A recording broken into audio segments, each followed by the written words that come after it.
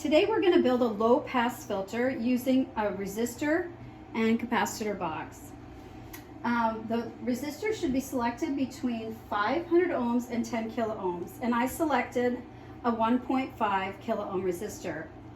We'll now measure that resistor so we have a measured value using our digital multimeter.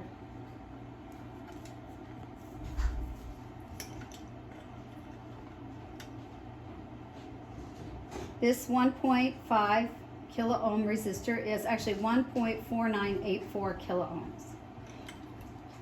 Next, we select a capacitor so that the cutoff frequency is between 510 kilohertz. I believe that's our frequency. Let me check it. Computed between 500 hertz and 10 kilohertz. And I calculated what capacitance we'd need for 1 kilohertz cutoff frequency. And we know the cutoff frequency is equal to 1 over 2 pi RC. And given our measured resistor value, we can calculate our capacitance as 0.106 microfarads. And that's an unusual value, so I just picked 0.1 microfarads. So using my capacitor box here, I set the capacitance to 0.1 microfarads, and we'll just measure that value using our capacitance meter here. So plug on one side here, and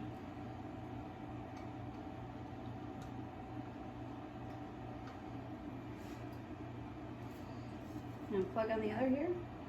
And we have a capacitance value of 101 nanofarads, which is 0.101 microfarads.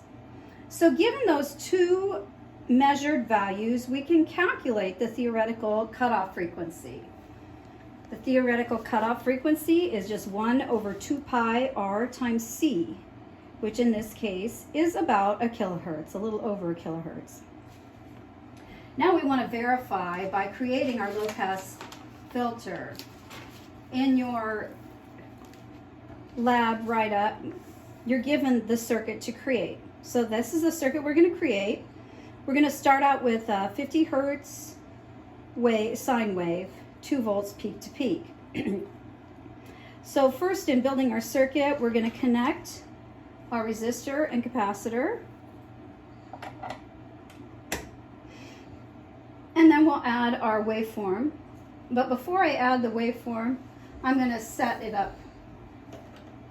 So I'm going to connect this to my function generator. And I'm going to choose the waveform of a sine wave. The frequency I'm going to choose is 50 hertz.